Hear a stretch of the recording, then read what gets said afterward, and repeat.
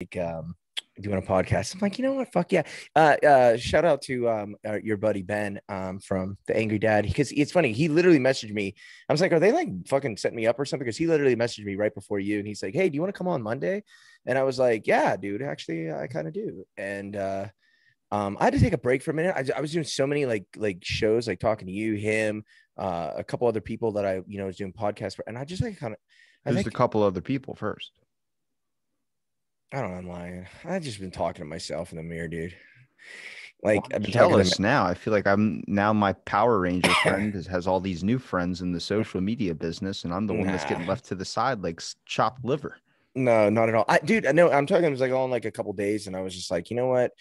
Um, because like here's the thing, like if you say you may be depressed, like does that mean you're like not, you know what I mean? Like if you say, yeah, I'm an alcoholic, chances are you're not an alcoholic. But the people who are alcoholics are like, no, I'm not an alcoholic. And meanwhile you're like, yeah, you're an alcoholic, which is why in AA the first thing they make you do is stand up and say, hey, my name's Robbie and I'm an alcoholic.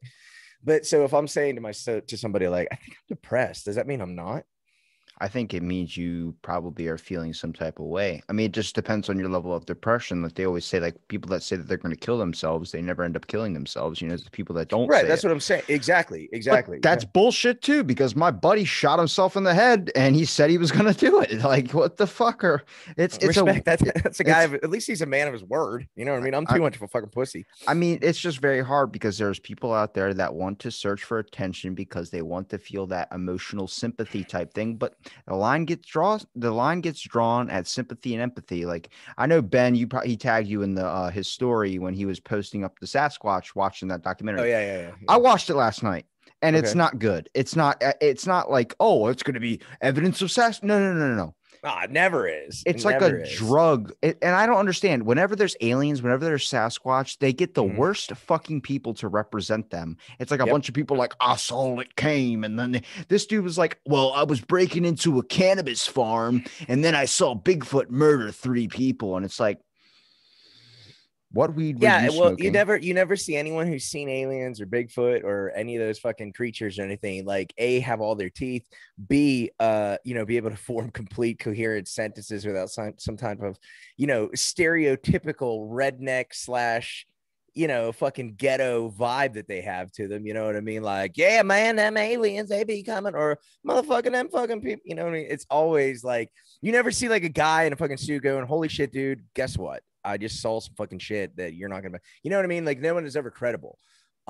Wait, Dude, I but look like what are we considering credible though? Because if you talk about a me. person wearing a snowsuit when it's 100 degrees outside and he's telling you the world is going to end, and then I'm he just looking happens at to my be hair. right, why would you ever dismiss that type of advice? Dude, I hate everybody. Here's the fucking thing. At Wait, so why? okay, because here's where I'm at right now with fucking planet Earth. And okay, so It's an amazing place. It's flat. It I doesn't do anything. I'm it's kidding. fucking I'm kidding. flat. I'm That's kidding. 100%. We're Dude, not I don't doing even that one. fucking, We're oh no, not I don't doing even fucking no. talk about No. it right now. I keep tagging you and shit. I'm hoping you're looking at it going I like, am looking at it, but I'm like, this motherfucker doesn't want me to post an episode. He keeps tagging me on all this stuff. because that episode was incoherent, like, and it was like It was rambling. If amazing. maybe I I don't give a still fuck. watch Listen, it for my face because my face is that's just like, oh, that's good. You know what's funny, man? You just said something and it reminded me of something. I was driving this morning. I'm talking to my wife and into taking her to work, and I said to her, because she was just talking about like, again, we're just so no more news came out like this morning in Vegas saying about like they're looking to try to do those vaccine passports for like literally the hotels and mark casinos. of the beast. We're out. You know what I mean? If that's the case, we're gonna leave. I don't know that's the case. Listen, it could be. This is what's funny, man. On 2 weeks ago on a Wednesday, I said to my friend, he said, "Dude, what do you think, man?" Now I am not that smart, and he said, what do you think they're going to do with the whole vaccine in Vegas, casinos and stuff? And I said, this is what I think. I don't think they're going to say it's mandatory, but what they're going to do is they're going to make it so fucking difficult. There's going to be such a pain in the ass to live and work without it. Most people are going to be like, fuck it, I'll get it. That was Wednesday. Friday, the win announces that they're doing mandatory vaccinations for all of their fucking employees. Or if you don't have to do it. You Vaccinations get aren't money. mandatory. No, or you have to do weekly COVID tests that you have to fucking pay for. Now, realistically, they're not forcing you. They're like, you don't have to be vaccinated, but it's a fucking pain in the ass. And now I said it on a Wednesday, it came out on a Friday. I'm saying this now. And I was saying this to Sarah this morning. It's this when people are like, oh, do you think this is going to end soon? It's never going to fucking end. It's never going to fucking end. And this is the reason why. It's like a fucking awesome fucking TV series, right? Yeah. You know what I mean? They start out, no TV series starts out going, we're going to make fucking 10 episodes or we're going to make 10 seasons.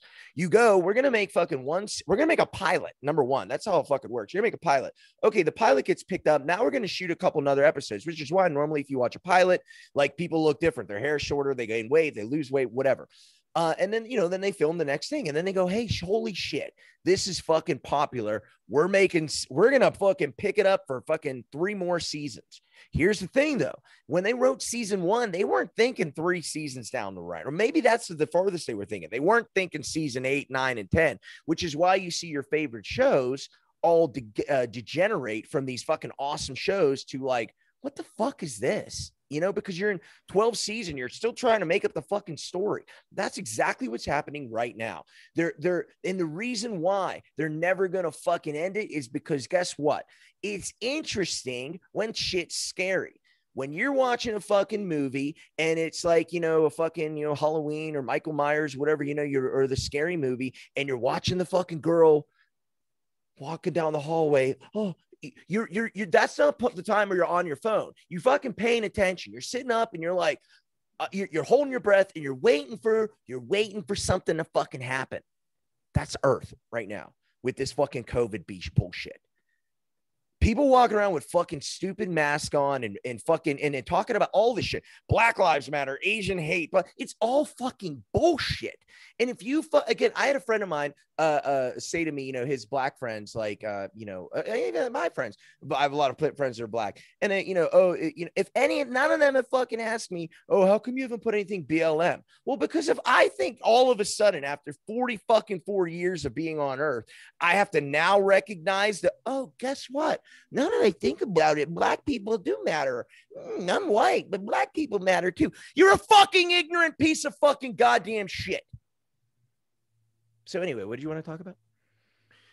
Jesus Christ, I'd rather talk about flat Earth than this shit. Oh my God. But I'm just saying. I've been saying it for years, dude. I've been when the protests and everything were first starting to happen, I had so many people reach out to me and ask why I didn't make my profile picture black, why I'm still posting an episode every single day, not doing a blackout Tuesday, why I'm doing this. And I'm like, if you notice, I don't make anybody that dies, anything like that. I don't put that on my newsfeed, no matter who your color is, because why the fuck would I want to diverge and let my audience feel like we're closing down today because of this? We're closing because of this. It's like you're really destroying, like, the whole woke thing is against. It's like reverse woke.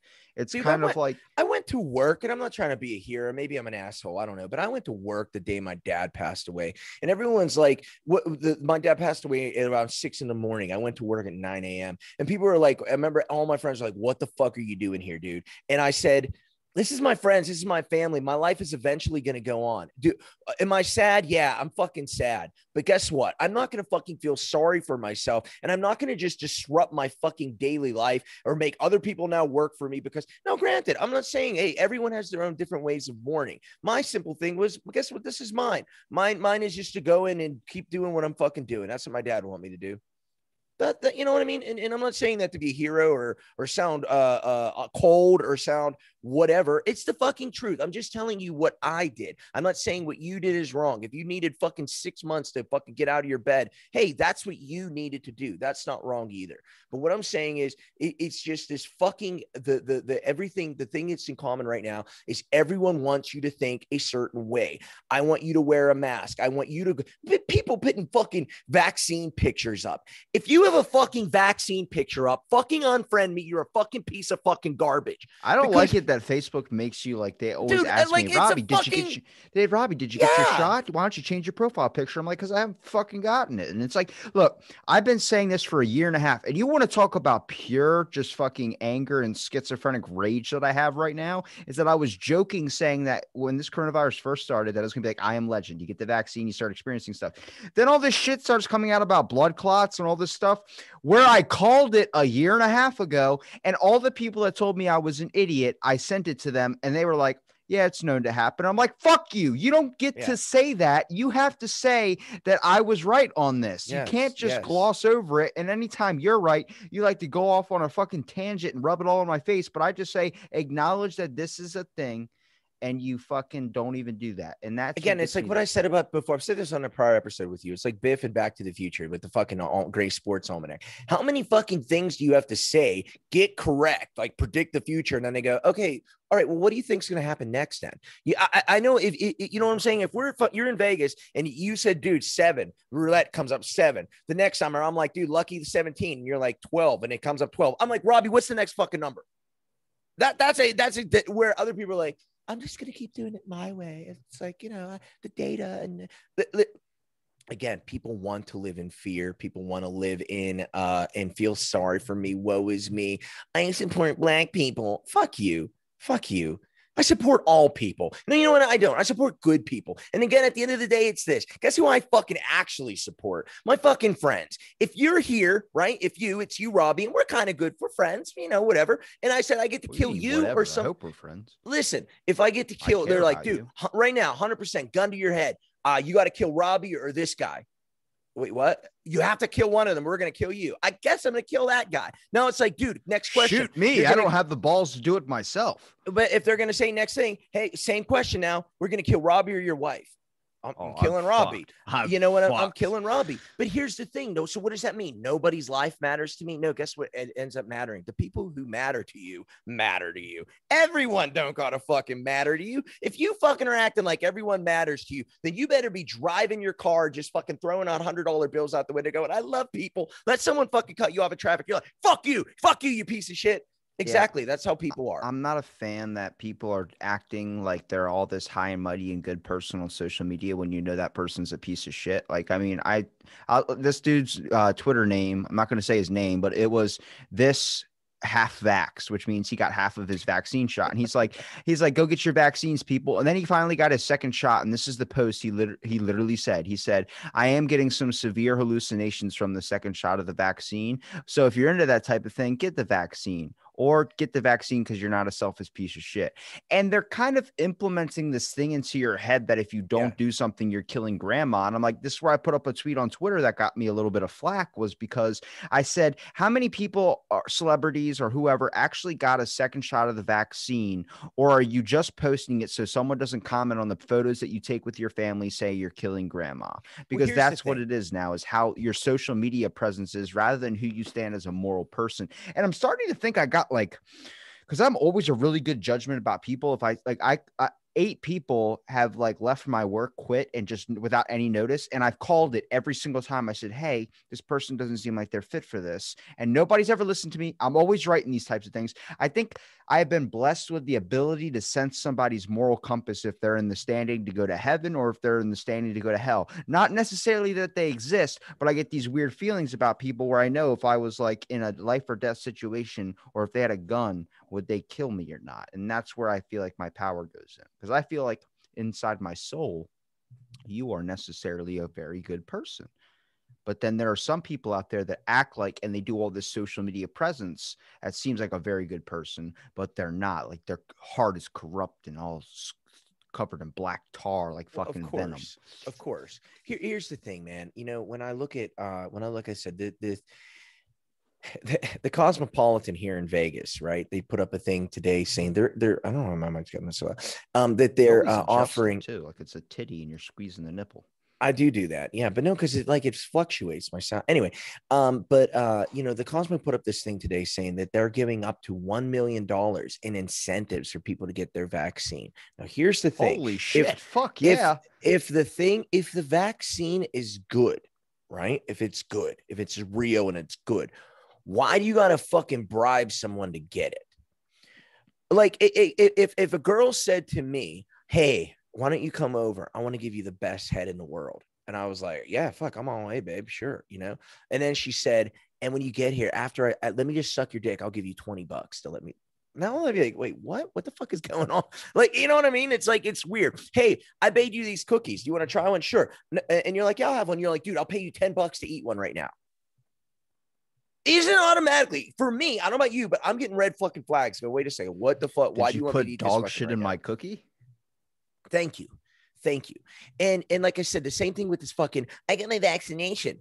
Well, okay, I'm gonna put up. Guess what? I went to the proctologist. I passed. I'm gonna show a picture of my fucking asshole and with me by it like this. You fucking idiots! What the fuck is going on? Like, no one's like going, "Hey, I got a vitamin B shot today. Hey, went to the fucking gynecologist." My issue is that Asked. they're not letting any room for these conspiracy type talks to not be true. Like when they I just talked to someone today actually about it. She's been vaccinated twice, and she was like, and now they're telling me I can still get COVID and I'm gonna have to get an extra shot. And I'm like, yeah, it kind of seems like a waste of time. You basically just wasted an afternoon and $125 to get vaccinated. Like, you're out that much, and I still have that in my pocket. And I don't care if you take it or not, that's up to you. But for me, I'm just Sure. not ready to take it yet. And But that's my point. My thing is this, man. If I wanted to do something, right? Like whatever I do, if I get up in the morning and I want to pray, you know what I mean? Uh, I pray. I don't put it on Facebook to say getting up in the morning, saying my prayers. oh my God, it's like the people that go to the gym that The are like, gym, and they I'm at the can't put. gym. It's like, go fuck yourself. Yeah, like, Oh. and I don't get it. You know what I mean? No, granted, am I guilty of fucking showing a fucking forearm shot? Dude, that's all right. At the gym, yeah, I am. But It's that again, I'm fucking just trying to. lighting you got in your house. Yeah, honestly, dude, you want to hear fucking lighting? Dude, I'm so depressed. Oh yeah, I told you I hurt my back. You know what? It's not really my back; it's more like my ass. Your Dude, and sciatic so nerve? no, like that. What is that called? The piriformis, something like that muscle. Oh, It's like performance it. muscle? Yeah, it's like in your hip glute I know. like I have it. section, I right? have problems all in that area. Dude, man, and it's really bad. But because I was supposed to compete It's also on not Saturday. helping the way you're sitting either. What? How am I? I'm sitting up straight. You know, No, when you have your legs forward more, like how I kind of am doing too, you got to yeah, keep your back straight, especially if you have that problem with that muscle, because now all you're doing is keeping it tense and you're not letting it maybe. relax. Well, either way, all I know is fucking hurts. I tried different ways of sitting and laying I'm a and everything like gyno, that. so I know. No, I get it. And but dude, I started I do my water cut where I cut like about 10 pounds of water weight, to compete. And I was supposed to compete. So I'm just so bummed out, dude. So get this. I've been torturing myself all fucking week. Water load and sodium load, and then water depression, and peeing like literally because I drink 2.5 gallons of water a day since Monday. And I'm fucking been miserable. I've cut all my carbohydrates because again, your carbs, hold water. This is not like a keto thing. It's just how it's the thing the weight cut method I've used time and time again. And I know if I start on Sunday, I know by Tuesday I'll be this way, by Wednesday I'll be this way, Thursday this way. I woke up this morning, Thursday, and I was a pound heavier. And despite everything, and I was talking to one of the PT guys at the gym today, and he was just like, I said, dude, is this a thing? It's my theory. And he's like 100%. And he said, if you're injured, your body's going to keep holding water for inflammation.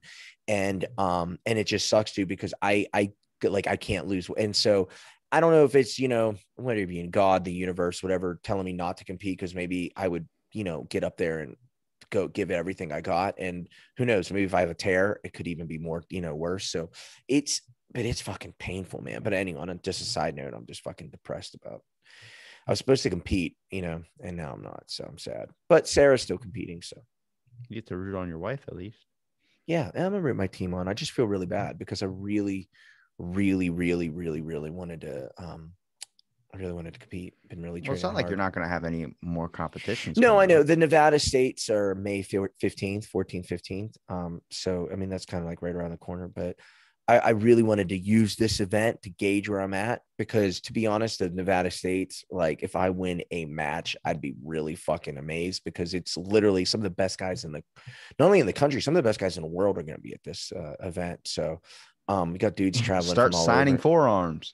Yeah, no, seriously, yeah, no, but it's a really, really big event. So yeah, but I'm sad about that. But you know, especially because, dude, my one outlet is, I know we're the same in that, you know, our outlet's the gym. It's the place where I don't think about problems. I have peace. I have clarity, you know, and I'm just like, I'm happy. That's the best word. When I'm arm wrestling, I'm competing, or I'm training with my team, or I'm at the gym, I'm happy. Outside of that, I'm chaos. Yeah, you're telling me, dude. I mean, this just hit me the other day. I mean, I've been slowly losing my gym because I've been going every day for 9 years, but I'm Yeah, I know. slowly losing the love for it. And I don't know if podcasting is now taking that over, but like I've just noticed, like I think it's because also like the health issues too when it comes like not going to the bathroom and stuff. I mean, if you don't go to the bathroom, you don't feel like working out. You're bloated, you feel like Mm. shit. So I get done a horrible workout. I mean, I did like 2 hours on the elliptical and I was like, I just can't. And then I went home and sat down on my chair. As soon as I like with the coffee, I was sitting in my seat. I got a call on my phone and I'm thinking it's some fucking automated messaging system bullshit. Like I always get calls Yeah, from. yeah, me too. And I answer, it's like, is this Robbie? I'm like, yeah. And it's like, hey, it's Courtney. I'm your GI. And I was like, yeah, you're my PA of my GI, I would say. Mhm. And I was like, okay. I was like, what's up? And she's like, can you come in right now? And I was like, why? She's like, I need to see you right now. And I'm like, I don't have an appointment. My appointment is for next Thursday. What's going on? And she was like, I only Sure. have a few minutes before my next patient comes in. I need you to get here. When's I like, it can't wait till Friday. I need to see you now. And I'm like, okay, I'm headed in. So I just drove. It's right by my house. So, I mean, I was 2 minutes away. Yeah. I pull in, I walk up into where the Wait, are front you like desk. shitting your pants here at this point? Like, are you like I'm scared, thinking I'm terrified? gonna die, but Yeah, at the yeah, same right, time, I'm like, I'm hoping, hopefully it's a disease I can name because it's been right. 2 years of this bullshit and I'm kind of done with it. Mhm. You're miserable all the time. Talk about depression. Try not shitting. That is a fucking extra load on you, literally. Literally. And I walk into the place and the nurse goes, do you have an appointment? I said, no, my GI PA just called and said that I needed to be here. And then some woman from the side goes, are you Robbie? I'm like, yeah. She goes, Courtney's waiting to see you right now. Hurry up, hurry up. And like, nope, signing in, nothing. And I'm like, this is like, I started getting that feeling like they were doing something like going above and beyond what they were supposed to do, going through all the normal procedures because that's just going to a long fucking hassle. And I started to look at like the medical system from what I know and experience with John Hopkins is fucked. It's a fucking money scheme. It's nothing. They don't actually care about you. They just want your fucking money. They want you to fucking just shut up and do what they say and pay them. Now they were pushing me into the thing. She goes, I need to test you real quick. And I'm like, okay. And she's like, I need you to roll your pant legs all the way up to where your kneecaps are. And I need to test for this tube situation. It's like, you taps your legs a couple of times. You have to keep your eyes closed. Says, is this your left leg? Yep. Right leg. Yep. And I keep doing it. Check your feet and everything too. She checks my back and everything. She goes, my friend is a neurosurgeon. I asked him if, I gave him your chart, your symptoms and everything like that. And he wants to put you into an MRI, make sure your insurance covers it. For now, I'm going to give you this trial medication. It's not on the market yet. It's not widely known. You're going to take this and see if that helps. So with this on top Wait, of, did you post that? Because if you didn't post it, it's not going to work. You should post, I got my trial medication and a fucking green circle around you. not Sorry, that, go. not that type of guy. All right. But so then with this, I start to question, I'm like, there are people out there in the medical industry that are actually trying to help other people. And then there are other people that don't give a fuck about you. And then with this, my astrophysics friend, her name's Dr. Serene Nemi. She's like, my brother is a respected person in my country when it comes to this type of stuff. Let me send me your chart. I'll send it to him. She's like, fucking come down to Lebanon. We're going to be able to fix you. But it's this fucking process of like, if there's no hope, fucking tell me.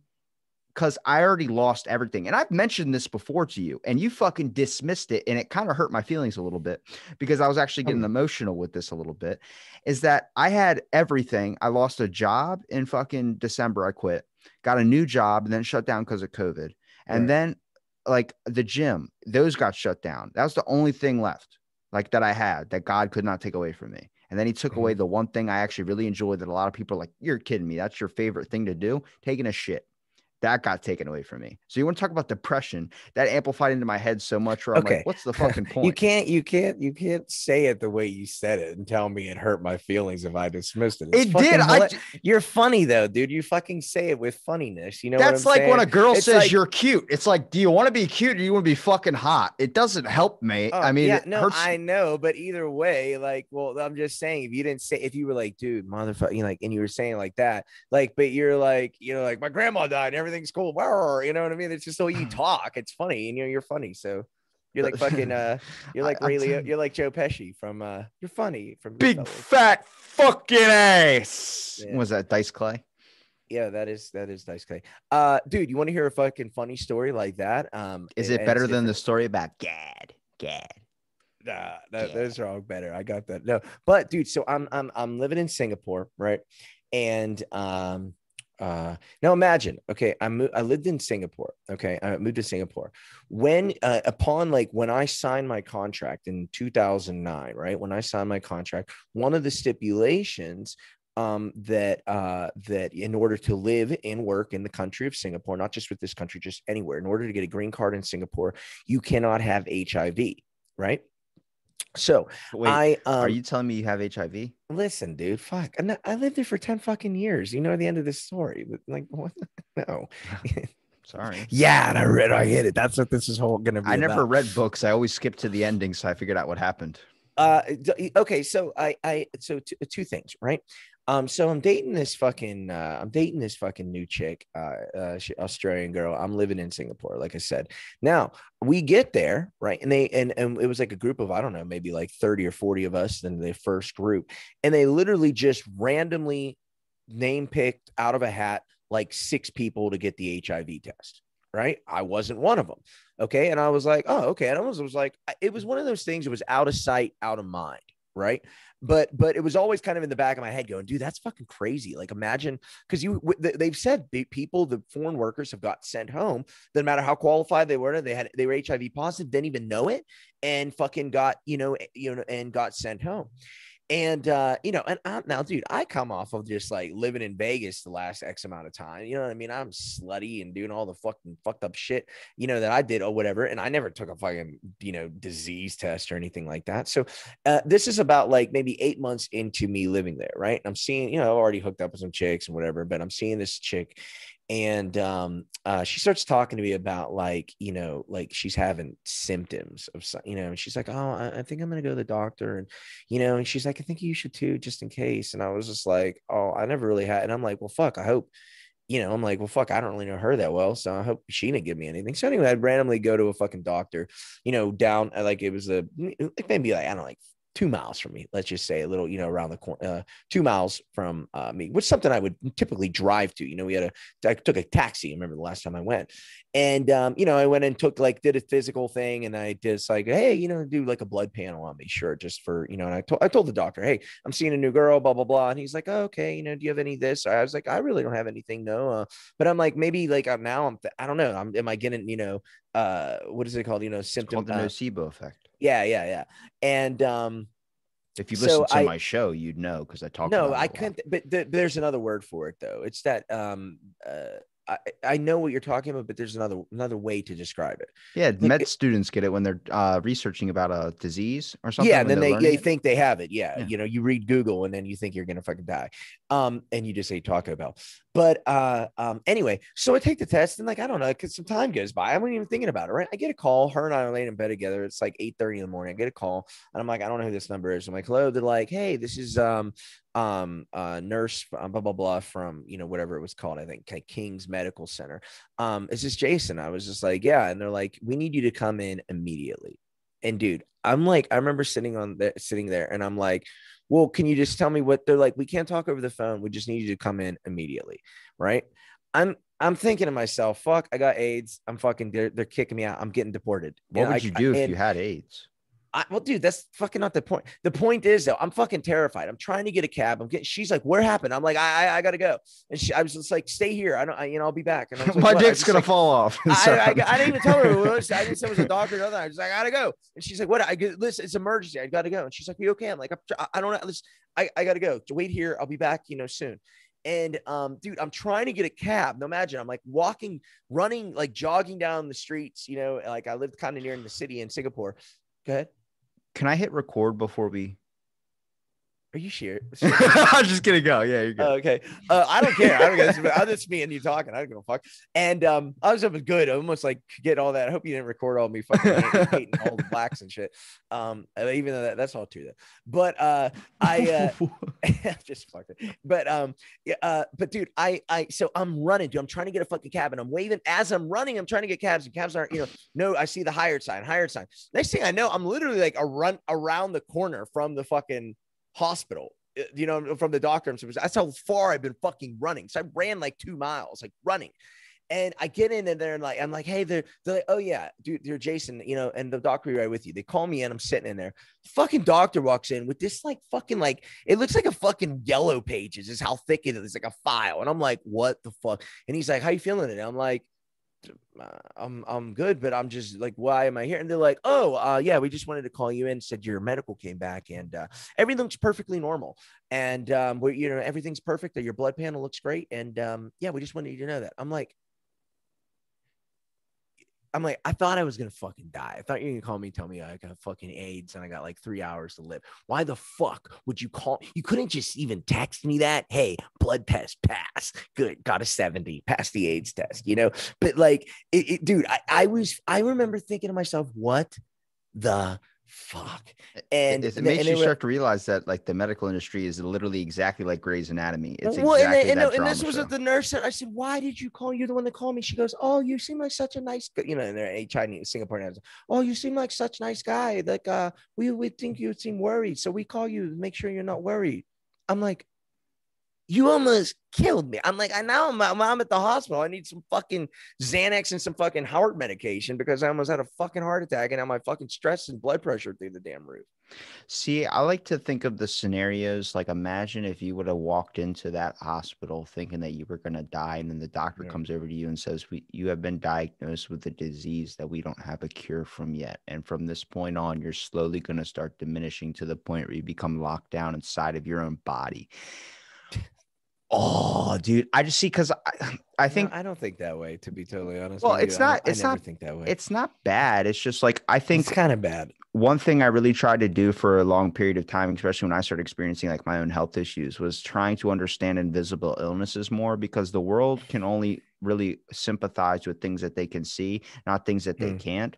So, well, that's not true. Nobody can see fucking corona. The only reason you even know this thing exists because people are walking around with fucking masks. But that's because they're telling you it's going to hurt others around you and it's going to kill your grandma and shit. I'm talking about people that have like a stomach cancer that you can't see, and you're like, well, I'm in pain every day. My bones feel like glass. And it's like, I don't know what that pain is like. When I have intestinal pain, unless someone knows that route of intestinal pain, I could tell you it and describe to you what I'm feeling, but you're never truly going to understand that type of pain. It's what I love about my old boss, for instance. He got a piece of his intestine removed, and I remember one day I felt like someone was stabbing me in the intestine with a knife, and I was like, I'm in so much stomach pain. He's like, go home right now. He's like, I'm not even gonna, I understand. I know how it is. And then he went, I was like, fuck yeah. So it's being able to understand that. But then it doesn't bring up the conclusion of like, God, why the fuck people believe in that? No. Yeah. Who would do that? Religion. I've talked to too many ex-cult people. I got to get some religious people on. Yeah. I'm right here. You want to know? You're not a priest. I might as well be. Have you ever seen Your Pretty Face is Going to Hell? It's on Hulu. No. It's like, it takes place in hell, and it's all these demons working at an IT office, and they were doing one guy goes up and goes, so you're filing an appeal to get out of hell? And he goes, what's the charge? He goes, I understand that eating meat on a Thursday isn't a sin anymore. So is this what you're filing for? And the guy goes, yeah, that's what I'm filing for. He goes, all right, well, you know what? Let's get you a lawyer. And you can't toss a rock in hell without hitting a lawyer. And literally Satan grabs a rock and tosses it out of his hell's window, and it hits a fucking demon in the head. And the demon goes, oh, great, I'm a lawyer now. And then they're up in court. And he was like, Yana, my suspect, or my victim in this case, has been charged with eating meat on a Thursday. well, what do you do for a living? He starts talking about he owns a barbecue place and everything like that. And then, he's driving this luxurious plate of meat across county lines or something like that. And he goes, see, when my suspect ate the meat, he was actually in Mountain Time Zone. So it's not actually past 12 o'clock. It's actually before 12 o'clock. And he's been accused wrongfully, my juror. He's innocent. And then they do this thing. And then the guy goes to give him a plea bargain. Like, all right, you know what? He'll go to heaven. He'll do all this. Just drop whatever, drop the suit. You guys win. He goes, no, I want you to eat my shit. He goes, what? He goes, you're going to eat my shit. And that's it. Final part of the deal. They get back in the court. He goes, Your Honor, if we look closely at that meat that this person said he was not eating on a Thursday, what is wrapped around that meat? And he goes, it's a tube sock. Well, the tube sock keeps the flavor juices inside. And what's that? It's a pocket watch. That's not meat at all. That's human flesh. And then Satan goes, doesn't matter. Cannibalism isn't a sin. And I'm like, oh my God, that is what the explain that shit to me. How come that's not in your big book of fucking Revelation? Cannibalism isn't a fucking sin. I don't know. I don't know that to be not in there or not in there. Exactly. Read the text. The show questions it like, yeah, eating meat on a Thursday was a sin, but not if it's human meat. It's okay. Cannibalism isn't a sin. I don't fucking know, dude. I'm pretty sure you're not supposed to eat fucking people. Well, that's what you say morally, but that's why we go back to the Constitution. I'm just saying, even like taste wise, you know what I mean? Like what you said, constitute before. What is right and what is wrong? You grow those depending on how you were raised and what your morals are. They change. So what is definitely has been installed into our heads that killing another person is wrong. But for I some think that people, to a degree. I actually think that to a degree, but I don't know if I actually think there's things, again, I do not want to talk about religion or shit like that or faith or nothing right now, but I really do believe certain things like that are innate. I really do. I think there's just a thing that people know. You know what I mean? I don't know. Maybe, that's just my opinion. I don't even want to discuss it. It's just my opinion. Charles Manson. The government was giving him drugs to kill people. Yeah, I mean, again, but I mean, who fucking knows, dude? I mean, like drugs is you're changing your makeup, your chemical structure. Like, there's so many things that I think that I don't know. So my theory is that maybe with coronavirus, it's a certain thing in your gene that you're susceptible to getting sick of it. Because I had a dentist that had COVID after I saw him, and he had his fingers in my mouth, and I did not get COVID. Like he's breathing over me and stuff like that. So I'm like, maybe it's something susceptible in your genes. Like certain people die, so maybe. Dude, I think it's. I don't think it's anything different. I have two theories on it. It's either man-made, and that's what it is, or it didn't come from bats. It didn't come from bats. But honestly, I just think it's another strain of the flu. Again, that's why when people are talking about vaccines, there's no vaccine to get rid of the common cold. The common cold is a virus. Corona, we know, is a virus. And you're going to tell me you have a vaccine ready for something that's been around for a year, and you have HIV, getting back on the AIDS thing, but you have HIV that's been around for 40 years, and there's, you know what I mean? Like, where's the vaccines for that? Well, that's the one weird thing about the mask policy is that the COVID numbers didn't go down, but the flu numbers went down. Like flu is at an all-time low. No, because every case of the flu is reported as COVID. It's not lower. It's exactly the same. The numbers are same. It's just that they're not saying what it is. It's another form of the flu. That's all it is. And now instead of they're calling it flu 1, they're calling it flu B. Or flu 2. So flu 1 is now gone because everyone now they say they had flu 1. They're just calling it flu 2, but that's all it is. Well, back to the conspiracy thing where they're trying to do massive amounts of gun control. It's like now if the government tells you to stay inside of your home and they want to take your home away from you, you have no way to stop them. But dude, it's all there. I can't wrap my mind around how people don't see the obvious of it. But here's the thing, it's funny because you talked about something about you said something about zombies. Not zombies. The Will Smith movie, I Am Legend. Yeah, and we've been conditioned or programmed through television programs. We are programmed, and we've been conditioned to think this zombie apocalypse is always going to happen. But if I said describe a zombie apocalypse, you're describing people that, you know what I mean, and doing all that shit, and they got like their brains are falling out and all that stuff like that. No, we're in they got everything right except one thing. We're in the zombie apocalypse, but the zombies aren't man-eating fucking whatever. The zombies are drones walking around with their faces covered, going to work, There's your fucking zombie, not questioning the government, taking handouts, doing what I'm told. There's your fucking zombies. You fucking retards. Wake up. Look in the mirror. You a fucking, again, if you're walking around, I see people walking around outside by themselves on a beautiful day with a mask on. And I'm like, do you think it's in the air? That doesn't get me upset. What gets me upset is when that person walks over to you and sees you without your mask on, even though you're way apart from everybody else, you're enjoying a beer on a patio, and they go, put your mask on, you're killing others. No one once has ever said that to me, man. Oh my God. I've heard so many people explain the story of it on the podcast. A lot of people are doing their own policing, like a citizen's arrest. And I'm like, there are some people that want power that don't have any. Dude, I wish a fucking person would say that to me, dude. I've never said. I don't know if I walk. I don't know if I'm walking around in my fucking West Side Barbell t-shirts and my fucking look like a fucking, I don't know. Maybe because I look strong, and I'm not gonna, and I look like fucking crazy, in my fucking mullet and beard and truck driver. You look like hat. You're doing like a Rico Suave type look with your hair slicked back like that. It's not slick. It's just if you flex your traps one more time on this podcast, we're gonna have it. Oh my God. My traps? I'm not flexing my traps. That's your West Side shirt from like the first episode we did. Yeah, I think it is. I thought about that too. Yeah. I actually thought about that when I put Look at that. We're creating sentimental memories. But but man, what we need to do? We need to start our own supplement company. No, we need to stop talking about that. I'm gonna tell you another story about my dad. I love your dad. All right, so here's another story. Can we talk about? Okay, so no, I'm not. I'm saying Gad. I had to re-listen to that, and so many people have messaged me saying that was the. Dude, we watched that. Me and Sarah watched it a couple times. Just how hard your laughing made us. It was too good because I've done it. I've smelled my hand because I knew it was gonna smell like shit. Fuck shit. And then you keep smelling it. You keep smelling it, man. And you're like, does this smell good to me? Like, am I a shit sniffer? You know, never laughed that hard. You're a shit sniffer. I got a headache from laughing. That's how good it was, dude. But okay, so here's another funny dad story. This is another memory. I got like 3 memories of my dad, like him ordering food and him fucking smelling my grandpa's ass, and then this one.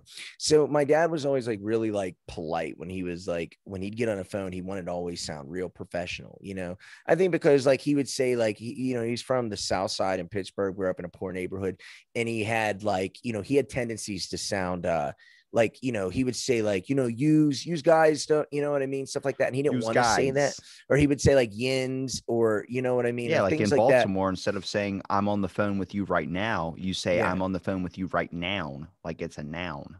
You had an end to it.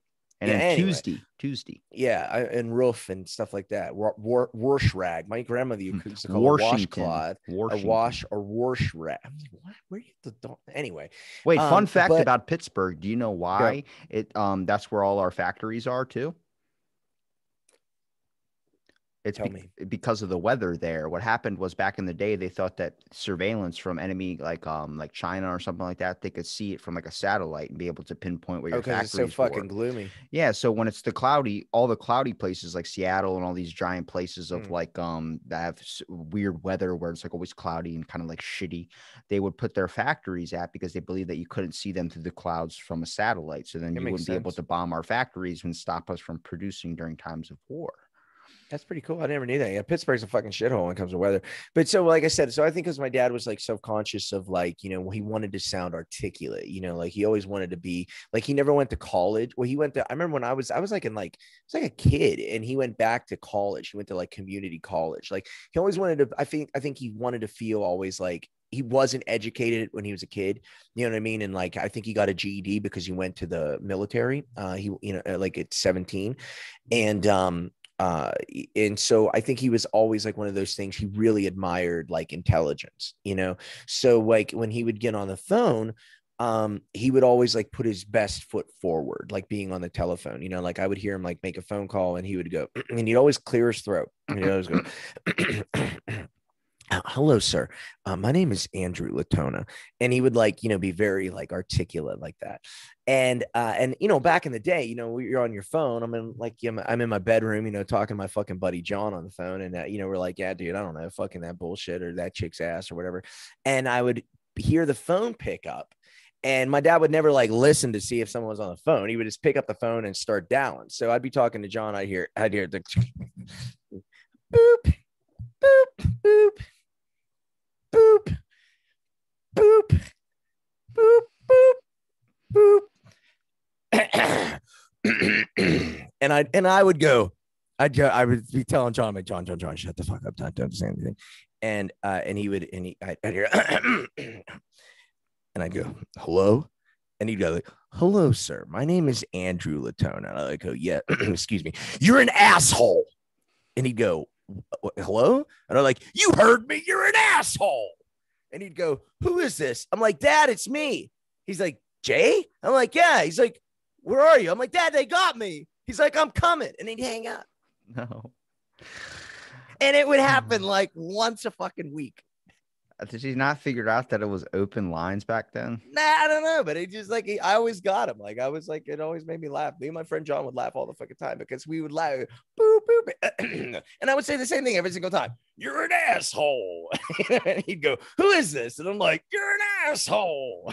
I'll never forget when my grandma was on the phone with somebody and I picked it up to listen into their conversation because I'm a little kid and I was like, I want to eavesdrop a little bit. And I remember picking it up and I'd listen. And all you hear is my grandma go, I can't really say because somebody's listening on the other end. And I'm like, and it's like that fear, like that, holy shit, you're found out. And it's like, I don't know. I get scared when it's shit like that. That's funny. Yeah, no, but like, yeah, dude, but that was like me, like when I grew up, like I think about, like, I don't know if I ever talked to you about this. Like I was like super I mean, I was like in high school. Yeah. I'd been like maybe like in junior or night freshman, sophomore, whatever year in high school. And I was like, me and my friend John and my sister and my brother Tommy, we were like really into fucking prank phone calls. And this was like before the Jerky Boys and all that, like Crank Yankers and stuff like that. Like, I don't know why I thought it was so fucking funny.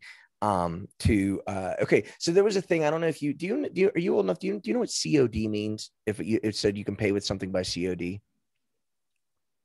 checking online deposit record, cash on delivery. Oh, shit. Right? I know what that is. Yeah. Okay. So they used to have things like back in like the, I guess this would have been early, like late 80s, early 90s, maybe before then, but at least all I know, that it would be like there would be a product online. It would say you can either pay by, check, credit, because you could pay by check back then, mail them a check. You could pay by check, credit, or COD, but again, credit cards weren't even that like of a thing, back then, and they were just coming around. So it was like check and COD were the big thing. And so me and my friend would like literally watch ads on television and write down all the 1-800 numbers for any product that you could pay for by COD or cash on delivery, because they have to send you by right. They have to send you order the product, they bring it to you. And then their guy will sit there and like the postman or UPS, whatever, FedEx, literally you pay him and then they sign a thing. And that's sort of what it was. And so we, for whatever reason, the wife of my grandfather, the shit guy, shit sniffer guy. That's your mom's dad, right? Yeah. So my mom's mom. Okay. Me and my friend like always used to fucking call her and do pranks on her. So when I found out that there was a product, it was a cleaning product, and you can look this up, it was like from the like 90s called DD7, and it was like this little fucking cream, and they would be like, dude, whatever, bloodstain DD7 wine, and they would do this like infomercial shitty, and they're like, buy now and you can buy one and get like 3 free, and and you can pay COD. So that was the thing. So boom, write down a number, boom, call up DD7. Hey, how much can I get? How much do you guys do cases? Because I'm looking at, oh yeah. So I would literally order like $600 worth of fucking DD7 to my grandma's house, and she get there, and I kept doing it, and it was funny to me. I don't know why it was fucking. You're looking at me like this guy's an asshole, but we thought it was funny. And like, so when like my grandma was an asshole to me, we would call taxis, pizza, but we'd like order like fucking 20 pizzas to her place, like all the different top or Domino's at the time. Little Caesars used to do Pizza Hut. We'd order pizzas to her house. We'd order moving trucks. Like I would call moving companies and tell them that my mom, I would do this womanly voice. I'm like, hi. I can't do it right now because I'm fucking laughing. I'm high. and I sound like Beetlejuice. But when I was younger and my voice like was fucking, like a little girl voice, I'd be like, hey, my name's Arlene. And my mother her name's Helen. And I would do this like thing. And they were like, yes, ma'am. And I'm like, look, I'm going to be there in a minute. She's moving. She's senile. and we just want to get the stuff going. Can you just like start with?" And these movers would like be like, "Lady, you're moving," and I would tell her, I would tell the moving company that my mother is senile and she's gonna be arguing with you. Don't worry, like it's under, it's just like, paying attention to her. We are indeed moving. I will be there like shortly. If you're getting there at noon, I'll be running late. I mean, shortly after. Just so my mother does have dementia, she does not know she's moving. And please, whatever. And they'd be standing outside the door, and she's like, "I'm not moving." They're like, "We spoke to your daughter, ma'am. You're moving." And I don't know. I thought that was That's funny. fucking horrible. Yeah, It's kind of yeah. it's kind of like those are the good times though. Yeah. Whatever happened to the milkman, the guy that used to drop milk off on your fucking porch? That guy's gone. I wish I lived in that time period because like now, like if you Yeah, try yeah, cold milk in like a fucking jar, like a glass like a bottle. fucking man, like that's a Yeah, fucking power job. fucking milkman. Yeah, they made porn after him. You know what I mean? The He milkman. be remembered through history. The only role that continues in porn, probably. But the fact of like technology has advanced to the point so much. Like I remember like maybe 4 or 5 years ago, my buddy was working at Papa John's and he'd always Mhm. work out at like 1 a.m., like around the time I was working out too. So I remember he'd just pull up in his car and like after a workout, he's like, "Hey, you want to like chill for a little bit?" And I was like, "Sure." So he'd like smoke weed in his car and everything. I just kind of like sit in his car with him. And he's like, "You want some pizza?" I'm like, "What?" And he worked at Papa John's. He would just get Mhm. off work and go right to the gym. He has all these free pizzas. I'm like, "You just get free pizza all the time?" He goes, "No, people will prank call or do some type of Oh order. We'll yeah, get the yeah, pizza made and then the pizza doesn't get sold. So we take it home." And yeah. it's like, that's fucking nuts. He goes, "Yeah, but they're changing it. And now what it is that you have to put an identification thing, like an ID, when Yeah, you people go." like me fucked it all up. Yeah. Yeah. So it's like now the fucking kids are never going to know what that is. Now kids prank people by like putting their name on like a porn site or something like that. And then they're fucking getting nothing but calls from sex. I mean, I guess that's a different form of it, but there's no classic stuff anymore. Yeah, I like. Yeah, I don't like, dude. Bullying We used to we be dog shit on a stick, and now it's a Twitter and social media. And I'm like, it's fucking horrible now. Yeah, I'd rather have my ass kicked in person. That's better. You know what I mean? At least you And got I a can I chance. can say that because I come from a childhood where I used to be afraid to go to school and I would dodge certain kids because I thought I was going to get my fucking, like, is this kid going to kick my ass? Like it's that fucking thing. Like I mean, I Yeah, wasn't the biggest and toughest. Sorry, I can't flex as much as you can. It's just I know. I do. I was so small in school, dude. But you know what? You know what got me a reputation in fucking school? I when you met Eddie Bravo and he started telling you about flat Earth. No, before that. Damn It it. was far before that. No, dude, I was, and I grew up, like I said, I grew up with my Power Ranger stuff. I grew up as a, new training. I was always trained martial arts, always worked out. I was like a little kid. I had a heavy bag since I was like 5. And I was always like hitting the bag and hitting mitts and stretching and doing all that stuff. And, but there was a kid in my class, like he was like a, like high school football or, football star. And he was a quarterback and his name was Jason Wagler. And everyone called him Jay and me Jason for whatever reason. That was just what it was. He was Jay, I was Jason. And there was a bunch of kids playing football and the kid, Jay, he's the quarterback. He throws a fucking football. He says, "Hey, dude, watch this." And he throws a football and hits one of our hockey players from our school team. He hits him in the fucking back of the head. And it was one of those, those small. It's like the materials of real football, but it's like small. It's like those team balls. They're like this big, but it's A Tom Brady ball. maybe, yeah. And it's like the size of a real. It's the material of a real football, but it's like that big. You know what I'm saying? You can like fucking throw them really hard, and so I was like, and everyone started laughing, "Oh, you got hit in the head, whatever." And so people said, who threw the football? And they said, Jason. Right. So I'm sitting there like maybe like 10 minutes later, our people were saying Jason threw the football. And so I'm sitting there like 10 minutes later, I get pushed. Right. Like I was sitting on like a Pittsburgh Joe Hilly and I'm sitting on a hill and I get pushed and like he comes up to me or he pulls my shirt up over my head like a hockey player. I remember I had a sweater on. It was like fall in Pittsburgh. And so he pulls my sweatshirt up over my head and he pushes my head and he starts punching me. Now I have my hands up like this, and I could see through, the material, how you can like, if you put a shirt, you can like kind of see shadowy, and I remember like I seen him on me and he was like punching me and kicking me and shit, and I had no idea what the fuck was going on. And he's like, "Oh, you think that's funny, asshole?" Now, I knew for a fucking fact he knew that I didn't throw that football at him, but he wanted to beat somebody up. You know what I'm saying? You And can't look bad in front of a bunch of people that are egging on yeah, a fight. exactly. And that's exactly what happened. And nobody, I was like new to this school. I was like my second year in. It was an established like neighborhood and everything like that. And everyone was, and they were, oh my God, dude, he kicked his ass. And I was like, kick my ass? I didn't even know what the fuck just happened. So I put my shirt back on. I remember people laughing, like, and I was like embarrassed, and I put my shirt back on and I walked right up to him and I said, his name was Steve. I was like, hey, Steve, I'm like, do you think you're getting away from that? And he goes, fuck you. And I punched him right in the fucking eye. Right. And I hit him hard enough. I just back fisted him. I hit him. I just wanted to be like, I wanted to hit him hard enough to be like, all right, motherfucker, let's go. Now we're going to fight. And he's standing there for a second and he dropped. And then I fucking kicked him in the fucking face because he's holding this thing and I kicked him in the head. And I was like, you motherfucker, I'm like, yeah, I'm gonna be a lesson to anybody who fucking tries to hurt me. And I remember getting on because we were in a school bus the next day, and me and my sister, because she was like 2 grades below me, and me and my sister getting on the school bus, and I saw like the top of he had one of those spiky fucking haircuts, like with the mullet in the back, that was like the thing for hockey players back in like the 90s. And I see his like top of his head, and I remember giving my sister my backpack, and I was like, I thought we were gonna fucking fight on the bus. I was ready to fight on the bus, and he looks up, dude, and I almost fucking puked. I fucking broke his orbital bone and knocked his eye out of the socket.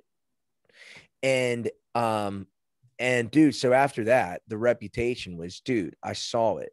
Jason Latona fucking hit this dude. He just touched him, and his eye fell out. And then so nobody messed with me ever through high school. That's why I never got bullied or anything.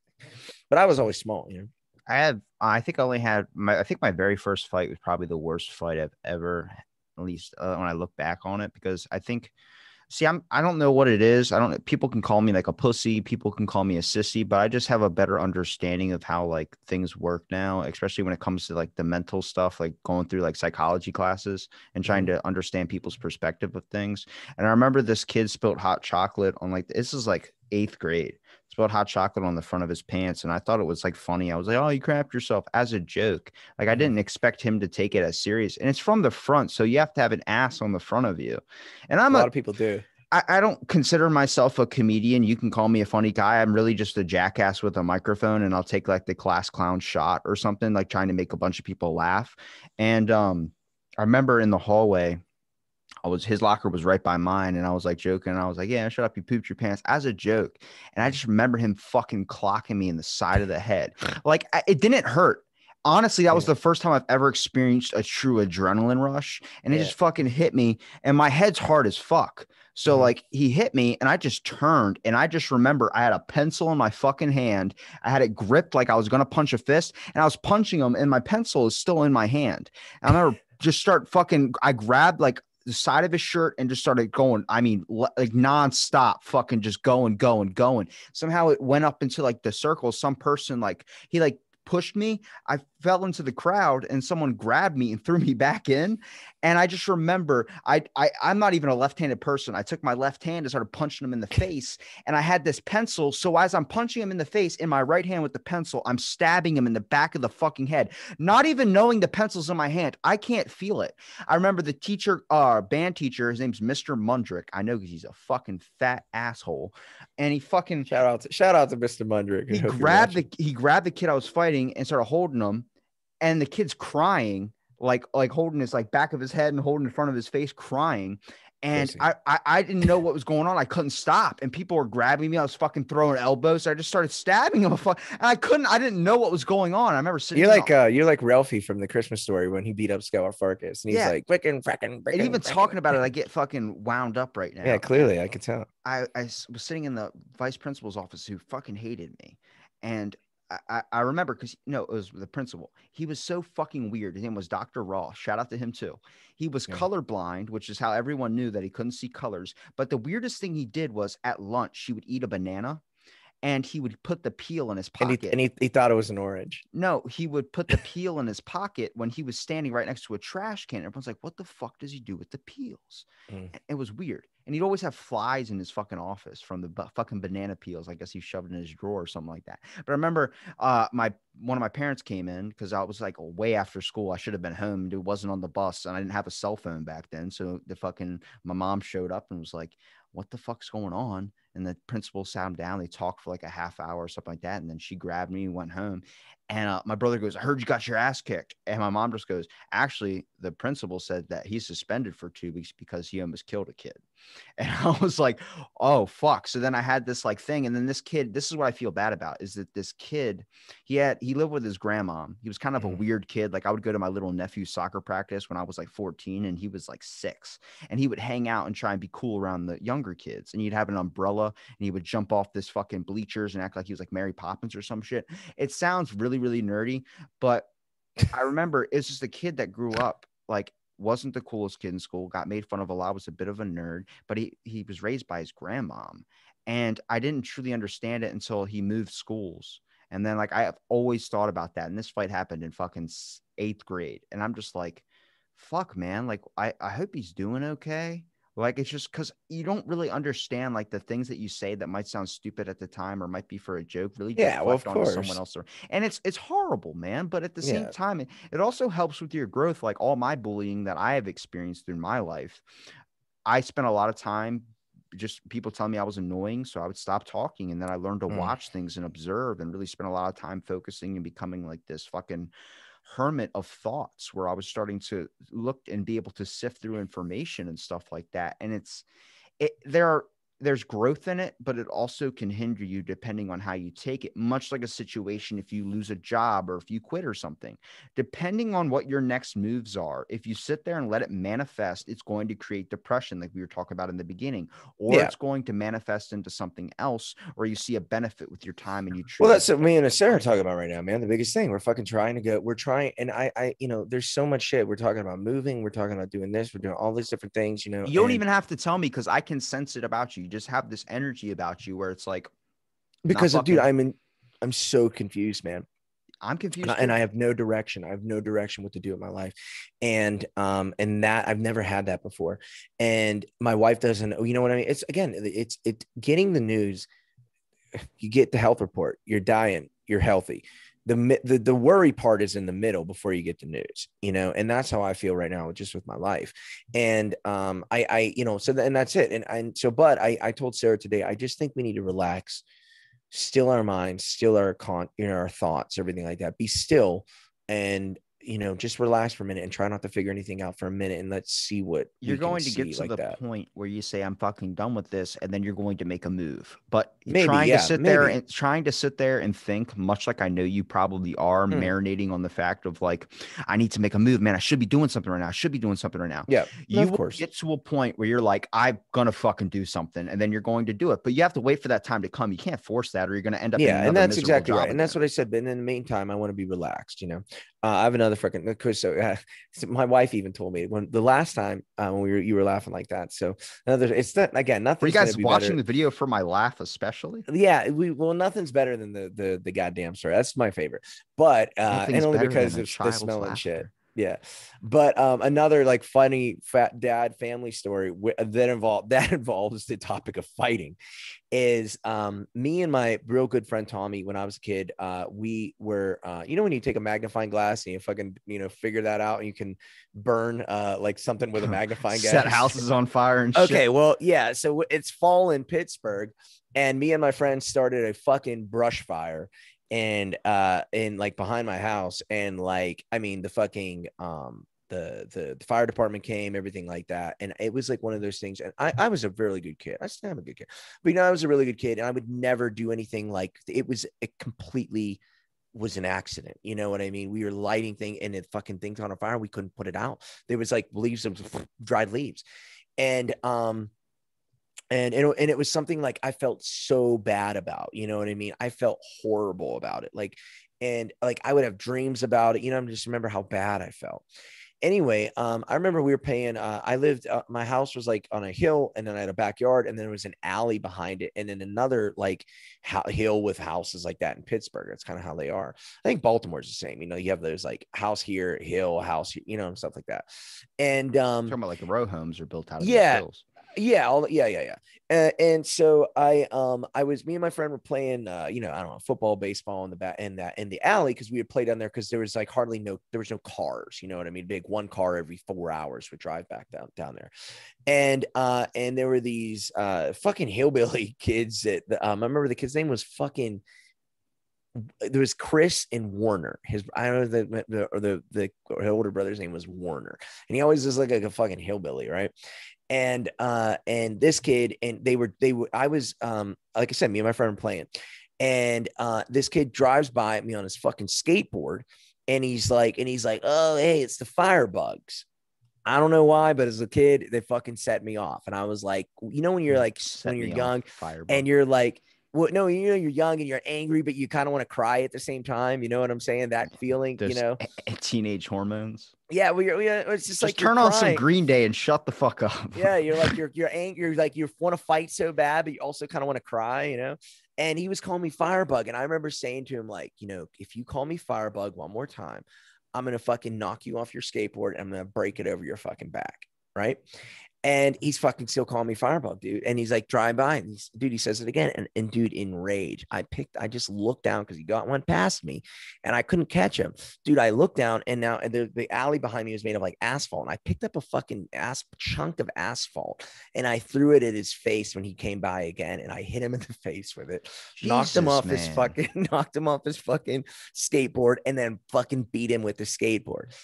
And then he went back down his hill. He said, I'm going to go get my brother. Okay. Cause his brother was older than him and I. Fuck. Right. I'm going to get my older brother. Okay. So I was like, go get your fucking older brother. I'm going to be fucking waiting for him. Right. And I tell my dad, I said, hey dad, I just beat up Chris. And he said, Warner's going to come after me. He's like, well, everything's all good. Just he can't come on our property. And I was sitting on my porch. I had like an elevated porch and then it was like steps, elevation and little landing and more steps. I was sitting on the little landing and I see this guy go, I see Warner jump the fence from the back the alley to my house, and he had to jump another fence and he was like, you're dead, motherfucker. He's like yelling at me, you fucking hurt my brother, I'll fucking kill you. I said, Warner, don't come on my fucking property. Don't come on my fucking property. And dude, he's like coming over. He jumps my fence. I stand up. He's walking up my fucking steps. Okay. Now imagine the bottom of my foot is like at the mid-level of his face as he's walking on the steps. And I said, dude, don't take another fucking step. He's like, well, what are you going to? And I kicked him in the fucking face. He fell backwards down the steps. I kicked the shit out of him. He said to me, I'm going to go tell my dad. Okay. I go and get my dad. I go, Dad, I beat the shit out of Chris. Warner came over, beat the shit out of him. He said he's getting his dad. My dad said it's all good as long as no one comes over our property. See his dad. Okay. Starts coming over he's like, hey, he called my dad because my dad's name Andrew. He called him Drew. He's like, hey, Drew, we got a real fucking problem here. And whatever his name, I think is Mitchell. He's like, Mitch, he's like, hey, we're good. It's the sons, I told him don't come on our property. My son's going to whoop their ass. And he's like, your kid's got a real attitude problem. He's like, Mitchell, do not come on my fucking property. Dude, the guy goes and, he's a bigger guy and he's getting over the fence. The kid hopped the fence. I told you, motherfucker. He's climbing over the fence like this, and it's the fence is between his fucking legs. My dad runs up, grabs him by the hair and punches him in the face and knocks him out. Right. And he falls back over the fence. God damn. And then so my mom's like, what happened? And I go, Dad, yeah. I'm like, I beat up Chris. Warner came. I beat up Warner. The dad came. My dad beat up his dad. And my mom goes real calmly. I remember her washing the dishes and she just looks at me. She goes, I hope the mother doesn't come over. I knew you were going to go there. But it's a real fucking story, man. That really fucking happened, dude. She said, I hope the mom doesn't come. I have to pee. Do you want me to pause it? Whatever you want to do. You know how much I like you, dude? I didn't even eat I have a fucking delicious. Hold on, I'm gonna show you this. Eat it on air. I don't care. Dude, I have this awesome bag of food right here. It contains some shout out to Bob's Deli. If you are in Las Vegas and you're near the airport and you want a fucking awesome place to eat, Bob's fucking Deli, dude. Of course, there's a deli next to a fucking airport. Well, no, it's actually right by our gym, and it's fucking so good, dude. And they have a thing. It's called the Hungry Man Burrito. It is a breakfast burrito, and you put your choice of meat, but I do bacon, and it's 3 eggs, hash browns, bacon, a little bit of cheese, and a fucking You've told amazing me this burrito, before. dude. Their shit is the bomb, and it's $4. It's like $4.50. It's huge. It's like fucking big. Huh. But it is fucking cold now. Eat it if you want. I don't care. I'll just talk over you. Nah, I'm glad you like me. That makes me feel good. Sometimes I wonder, I've had too many near-death experiences where I'm like, am I still alive? Like, because on 420, I was driving and I almost hit a fucking deer. Like, I mean, fucking out of nowhere. It was 3 o'clock in the morning, headed to my gym. Fucking deer crosses the road. I mean, literally, it scrunched its butt up like a cat does when it's like scrunched up in fear to make itself larger. This deer did that and its butt just missed my car. And I'm like, too much. Like, I'm not dying and I'm not living the best life. I'm not a YouTuber like Jake Paul that's making billions of dollars and fighting UFC. Did you watch that fight? Yeah, that was like a lot of people are saying Ben Askren took the dive or whatever it was. No, I know. You see the punches. That fucking he got rocked. No, dude. Okay, again, like first of all, here's the thing. Ben Askren. I've trained with Ben Askren. I know Ben Askren. I've trained with him. He lived in another Singapore. Tangent. Don't even get to finish my story. Grant. No, I'm sorry. Go. I'm just saying I know Ben Askren. Go ahead. But no, it's one of those things. I hate when people say that. Because again, what does he have to gain of taking a dive? He's getting paid his money either fucking way. No, but he's getting paid the money. He got double for that. No, he got his 500,000 for show plus money off the back end for the pay-per-view. So he made around 800,000. But the thing is, it's a lot of fucking money. Yeah. And the thing is, he never had a payday like that. The thing is, the guy's retired. And I know he went on Ariel Helwani afterwards, and he was just like, why would I he's like, I went out there and I did the best I could. He's like, I'm not a boxer. He goes, I'm frustrated. He goes, it's embarrassing because I thought I was going to do better than that. But, but anyone that says he took a dive, come on, dude, you can see the guy and other people that are saying, oh, the ref fucking stop, dude. He tells the ref, when the ref tells you to walk forward and you put your hands up, and he says, walk forward, or he says, walk forward. And he says, I'm okay. And he says, no, walk forward. And when he walks forward, you see him walk, and he starts to do that as he's walked forward. The guy was concussed right then and there. And the people that are all saying that he took a dive or he wasn't hurt or he got up at 8, all that stuff. They have never been in a fight and they've never been knocked out. They've never been hit hard. They've never been anything like that, because when you know what that feeling is, there's a reason they call it punch drunk. Just like because you walk around and you think you're okay. It's also like you're about to have a panic attack. I mean, the fact of like, I've been hit really super hard in the head and I've never felt this way before, but like, I felt like I was in a critical state. Like I felt like, but Ben Askren's a professional fighter. He's been hit plenty of fucking times. He's but there are some, doesn't matter. I mean, Anderson Silva was a professional fighter too, and then he broke his leg from fucking kicking somebody, even though he's kicked multiple times. It's just that one hit. You don't know when that could ever happen. You don't know how many times you could walk out into your fucking door and then you could be hit by a fucking car. Out of all the times you've done it, you don't know if that could be. Well, again, going back to the first thing we talked about, there are some people that are touched by the fist of God. Like sometimes, like for instance, for arm wrestling, you might say that you are touched by like the forearm of God, where you have these powerful fucking forearms that are at least above advanced of a lot of other people out there. Yeah. If you're a human being, I'll crush you. But unless you're there's like 20 dudes I'm afraid of. But there are some people that have an exceptional talent at something where it's like, there's nothing that points to them having this talent. Jake Paul could have like a lead fist, where it's like Mike Tyson or George Foreman. They have this ability to hit you so fucking hard, even though their body might not look like someone that could fucking throw you through a wall.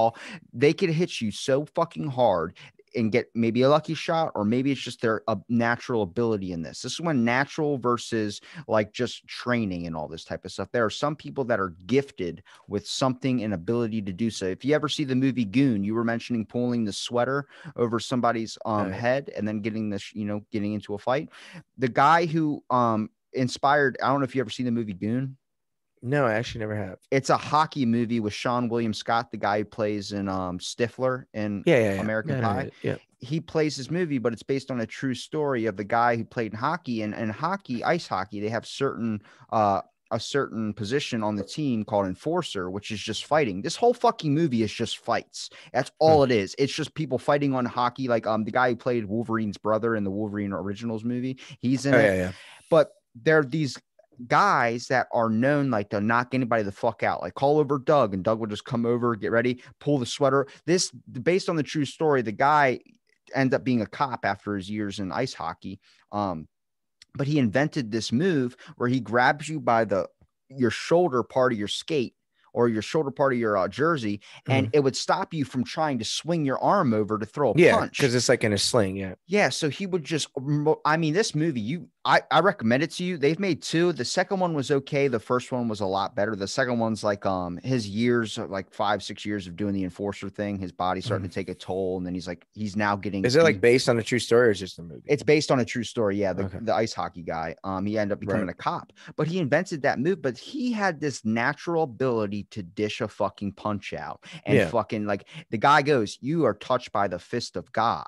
Yeah. Because the dude's like mentally challenged or a little bit, like he's a little bit slow. And the guy goes, "You want a piece of me, you fucking," and then the English word for cigarette.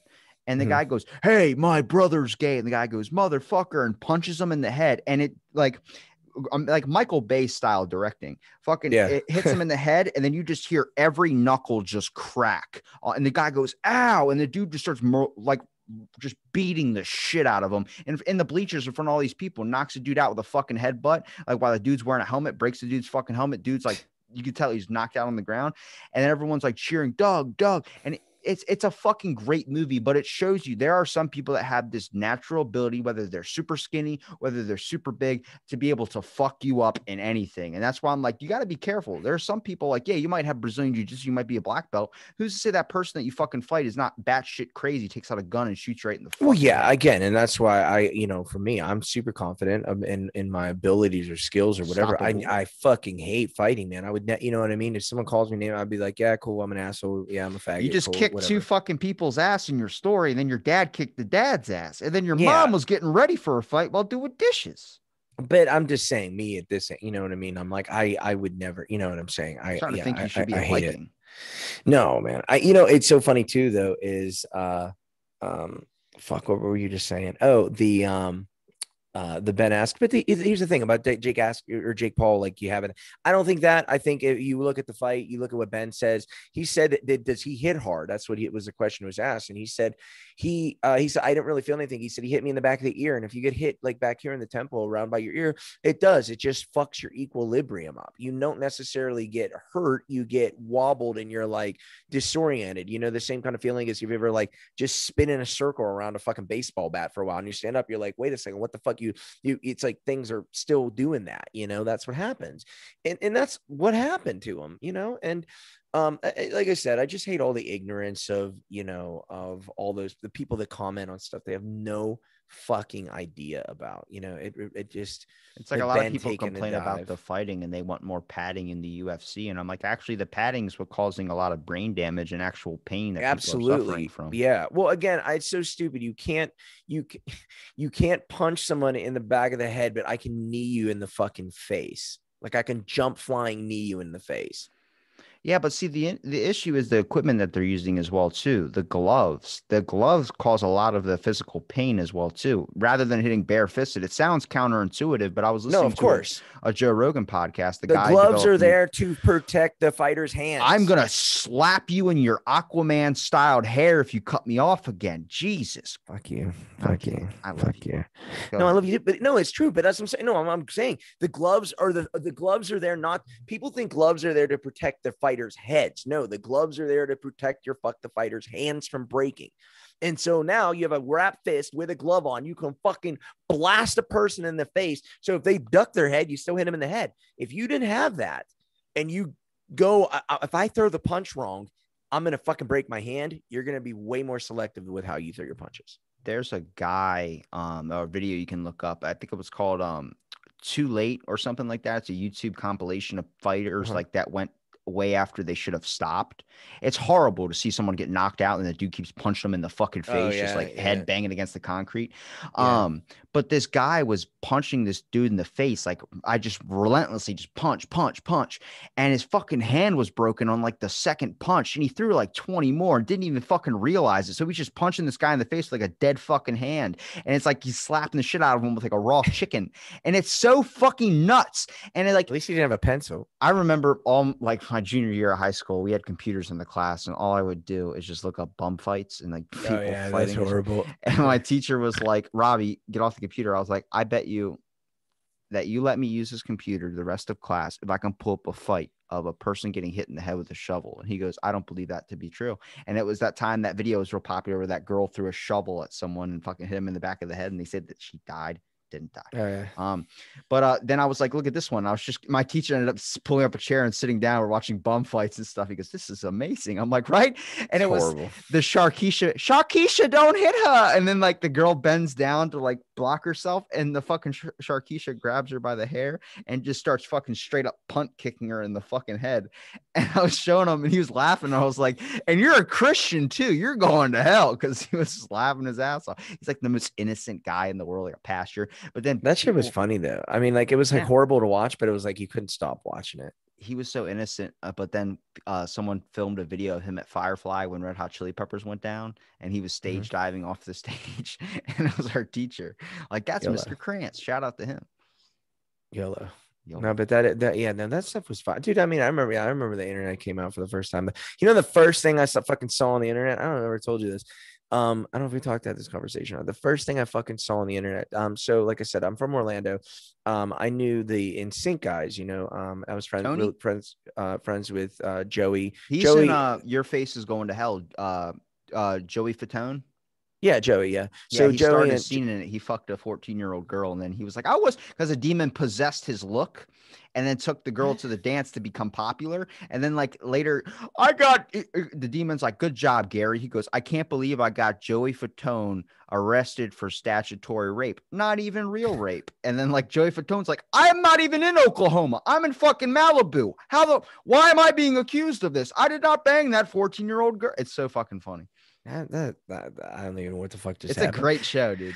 No, but yeah, so I knew. So Joey and I worked together at the Monster Show, the Beetlejuice show in Orlando, and then and I worked with his brother Steve.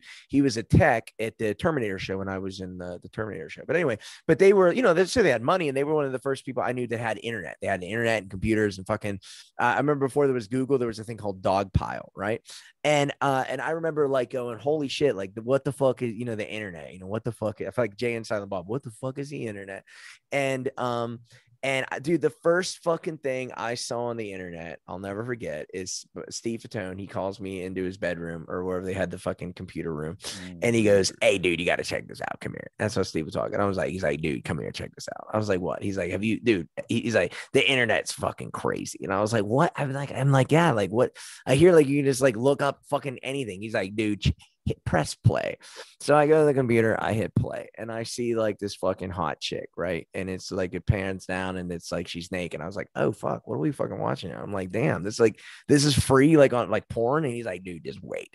And so it's this fucking girl, and she's a fucking amazing ass, and it's just looking at her ass. And this guy's like walks up to her, and he starts like licking her ass and shit. And he's like, come on, baby. He's like, give it to me, baby.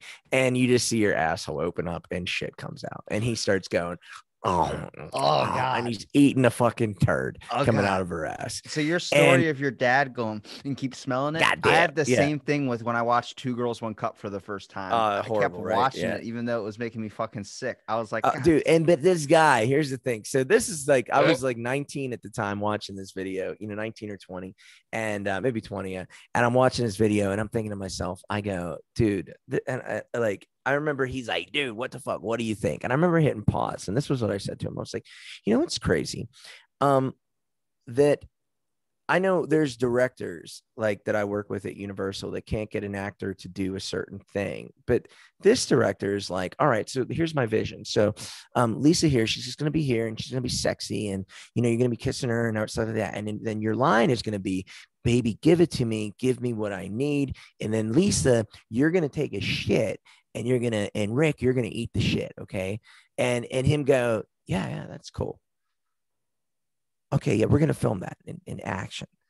I at 20 years old, that was my fucking response. I was amazed at the director, because I was like, dude, what technique? Like, I want to know what school he went to, what fucking method he's taken, you know, whatever, to get these actors to be like, dude, all right, so you're gonna shit, and you're gonna eat it.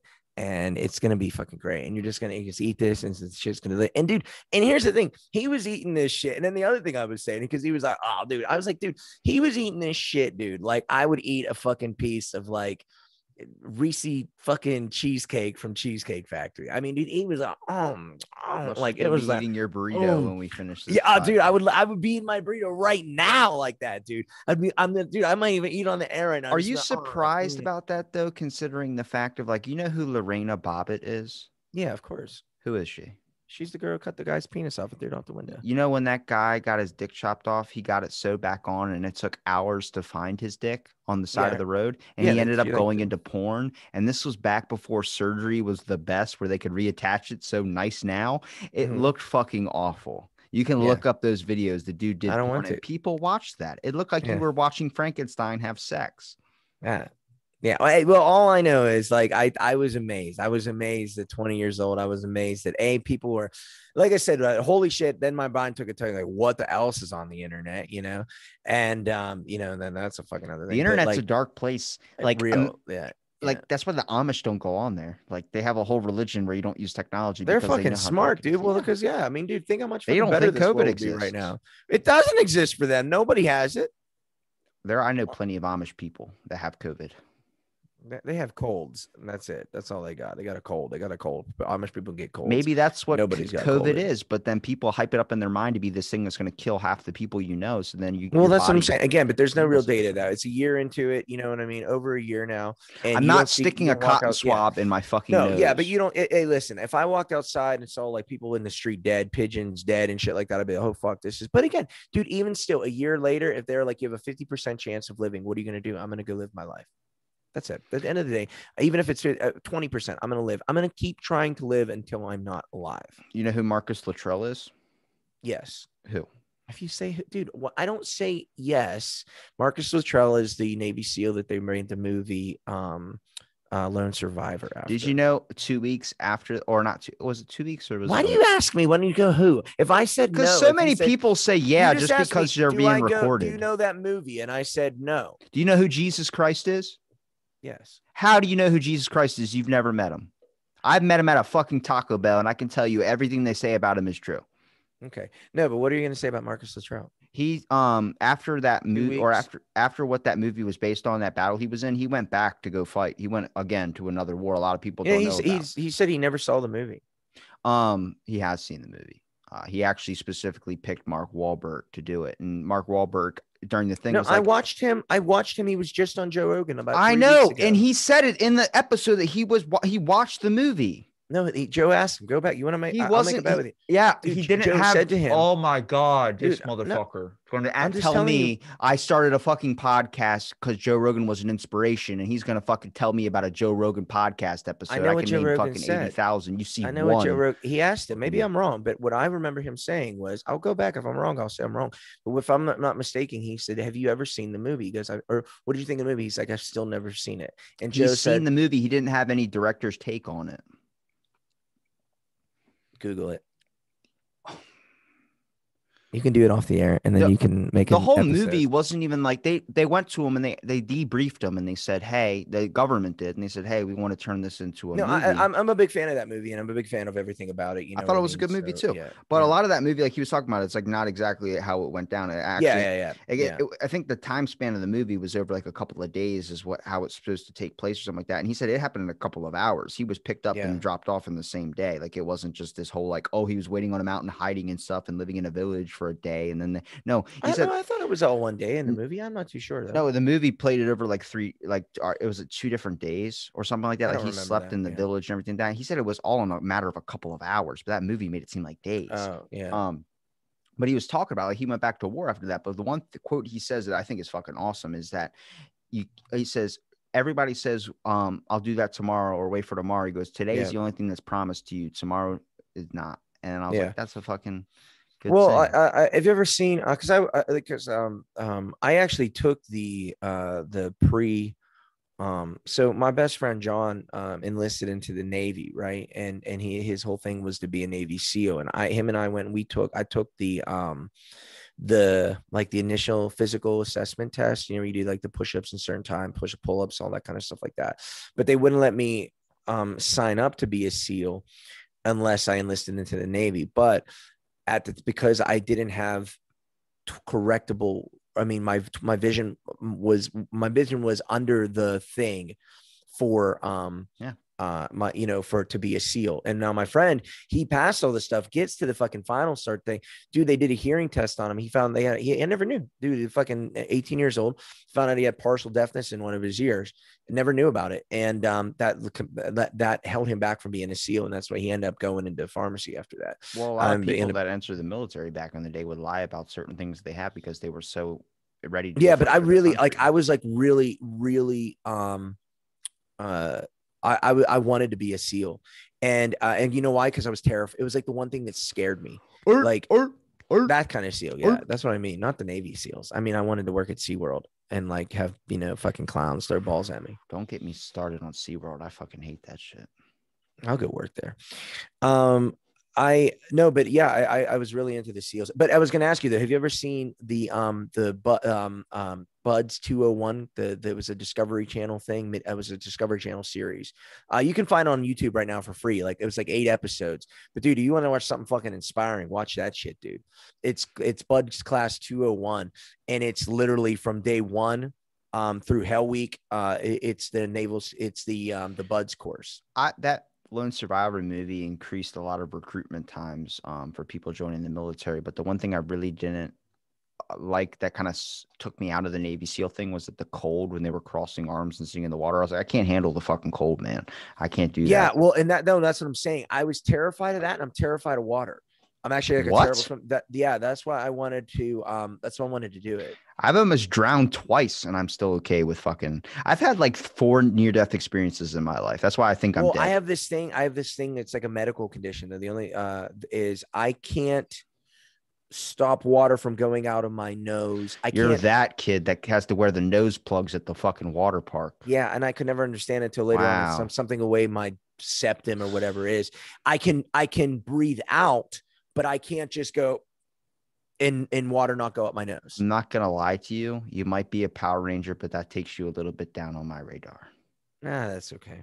I'm kidding. I still like you the same. No, what it really does, though, it really fucking fucks my Aquaman thing up. Hopefully, but he doesn't really go. An Aquaman that can't go below his head underwater. That's fine. Yeah, I can be like maybe you're like just a fucking head floating through the water. Like Shallow what the fuck is that? It's like it's Aquaman. You can't go underwater. Yeah. You can't breathe. No, I'm like, bitch, I'll save you if it's like 2 feet or like 3 feet or less. You know what I mean? Yeah, I'm your fucking guy, but like 6 feet.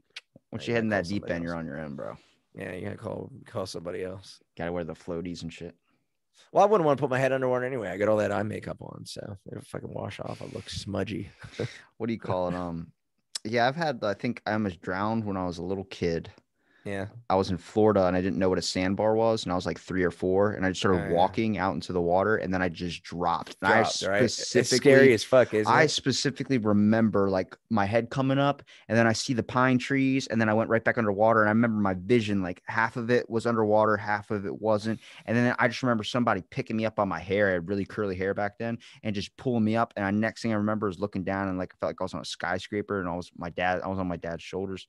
And he was like, "Oh my God!" I'm like, "No, let's not talk about." Well, dude, you know what? Well, I found it because we had a place in Pittsburgh, a little place that had a water slides, and not even like the big, like the I was never a fan of those like big speed slides. I like just the fucking cruisy ones. You're in like a tube and you fucking going up. You know what I mean? Like the no water slides, like the where you're going down like the spiral. I used to work at a water park, so I know. Okay, well, yeah, you know what I'm talking about, like Wet n Wild kind of stuff. Yeah, and but my thing was I was always embarrassed as a little kid when I would go from the slide and go like down the last path into the water. I'd always hold my nose because I could not stop water from going up my nose, even in just that. It was so fucking frustrating. And I never understood why, Did you plan wearing that West Side tee because you knew you were going to divulge that story and you knew you had to keep something on you that would keep your manliness intact? Maybe. I'm sorry, that water thing. I never understood. My brother's like that. He always had to plug his nose when he went underwater. And I was just like, you fucking dude, I hate it so bad. I hate it when I had to jump in like chicks are watching. I had to jump in this fucking ocean. And I'm like, all right. Because I'll fucking die of like, it feels like I'll like water will go up my fucking nose and I'm like, I remember dying. I did because I was always the type that would dive in the deep water even when I was little. Like I was swimming, I think at like 16 months or something like that. I had floaties on and everything. I was just chilling in my grandma's pool. But I remember I was a little kid and I jumped to do a front flip and I didn't jump out far enough. And I hit the right on the back of my head on the Oh fucking yeah. cement. And I felt everything, my teeth, all of it like rattle. Like my teeth felt loose all up front. And I was like, oh my God, that's how you go blind, is if you hit that one part in the back of your head. Yeah. Yeah. Dude, you know, another thing, you're talking about the sandbar thing. Yeah, I mean, this isn't that long ago, maybe like 7 years ago when I was in Thailand, and they were talking about, they had the fucking not a lady boy story, but they had the, like the red tide flags, and stuff, like, and but it's Thailand. They're not like going to be like, oh, you're not allowed on the beach. They don't give a fuck about anything there. And dude, and me and my friends went in the ocean, and we were just like, I mean, it was shallow water. And dude, a fucking tide came and hit me, dude. And I fucking took me underwater. Next time I look, I was like at least 300 feet from where my friends were, like in a second. It makes you feel like you're in a washing machine when it's yes, it was so scary. I was like, that's it, I'm dead. The scariest thing is when you can't, like, you're using all your strength to get up, and it just feels like you're locked. You can't you're getting pulled down. And again, on top of that, I can't hold. I'm trying to hold my fucking nose at the same time, swim with one damn arm. It's like 200-pound guy. When I was like 8 years old, I was swimming, like, riding the waves into the shore. I was really close to the shore, but he was bodyboarding and he was way far out from me, but he caught a wave and I went to go, like, the water took me down and threw me to the ground. And then I went to get up and his bodyboard was on top of me and he didn't know it. And he was just sitting there for a minute and I was banging, like trying to get up, but I couldn't move because he's basically pushing me into the sand. So I was like drowning. I was like, this is how I'm going to fucking die.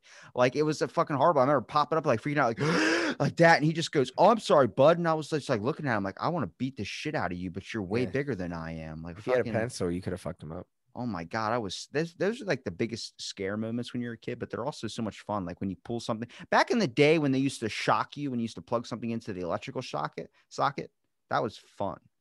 I used to always plug something into the electrical socket. I'd get zapped. Like, oh my God. On purpose? No, not like I would purposely look for the shock, like some type of weird kink. I would just like be plugging in my PlayStation. That's what I thought you meant, actually. Well, back in the day, like electronics weren't as good as they are now. When you plug something into the wall, there would never be like a short circuit. But when I was a kid, I used to do it all the time, and the shit would, like, you'd see a spark. Yeah, you feel that like boom, like that vibe, like you feel that like pulse through your hand. It is fucking scary. You feel like it's gonna stop your heart. It's exciting a little bit. I don't fucking know. Dude, I'm so hungry. I haven't eaten all fucking week, dude. I want dude, I was tired because I was super high last night. And I was just telling Sarah, I was like, all the things I want, dude. I want French toast so bad. You ever just want fucking French toast, or like, that's what this juice is. It's maple syrup French toast with berries. Dude, I love maple syrup so much. Like I drink maple syrup all the time. What's your heaven? Well, if you had to be on death row, what's your death row meal? Because if I found out I was dead, or if I had like a terminal illness like HIV or something you were talking about earlier, I would be like immediately go to the store and get Ben and Jerry's fish food ice cream. Heck, I don't know. Like, I don't know if I really, let me think about that. Like, I couldn't, like, I don't know if I could pick one thing. I guess what I want. I want like fucking 3 fucking Boston cream donuts. I want a fucking bacon cheeseburger, double bacon cheeseburger. Oh my God, your stomach's already dying. No, and then I want fucking eggs and French toast. I had somebody ask me about my heaven scenario because I always said my heaven would be like it's sitting in like a 1950s diner with like a nice chocolate milkshake. Yeah, don't chocolate milkshakes look way better? Or they say, give me a malt chocolate. I'm making a shirt out of it. Stay tuned. But I remember someone asked me, like, yeah, with like a nice like egg or something with like a little bit of hot sauce on it. And I was like, no, I just want the milkshake. I was like, I don't want to mix food. You can't mix certain foods together. Like when people go to buffets and like, my stomach hurts. I'm like, because you ate California rolls, pizza, spaghetti, and all this shit. You're supposed to choose one section and then fuck off for the rest of the meal. No, I go right to dessert first and potatoes. Whatever. If I get a buffet, I'm gonna get chocolate. I'm gonna get chocolate cake and fucking French fries. That's what I'm gonna get. That's awful. That's I love chocolate. Wendy's, when people are like, if you dip the fry in the smoothie. Yeah, I never got that. Sarah says she likes that. I don't really like that either. I'll eat some fucking fries and then eat. Then I've never eaten Wendy's, so I don't know. What? Dude, Baconators are fucking good, dude. The only Wendy's we had down here burned down. Baconators are fucking good. Then they have the They have the son of Baconator now, which is a Baconator just a little smaller, and they have a breakfast Baconator now. My go-to fast foods, and I haven't eaten it in like 9 years, would be Taco Bell Yeah, Taco Bell. I love Taco or Bell. Arby's. I love Arby's. But you got to make sure you get it at the right time, because sometimes when you go to Arby's, they have like the sandwich looks dipped, like that French dip sandwich where you dip it in the juice. It's just soaked in juices and half the bread soggy as shit. You're like, what the fuck is this? I love sandwiches. That's why I said this fucking Bob's Deli plate. Like I love like when they You're make a making me hungry. sandwich. I know, dude. I'm fucking starving, man. I've been eating all fucking week, dude. Well, I've been find a story to wrap up on, and we can wrap up.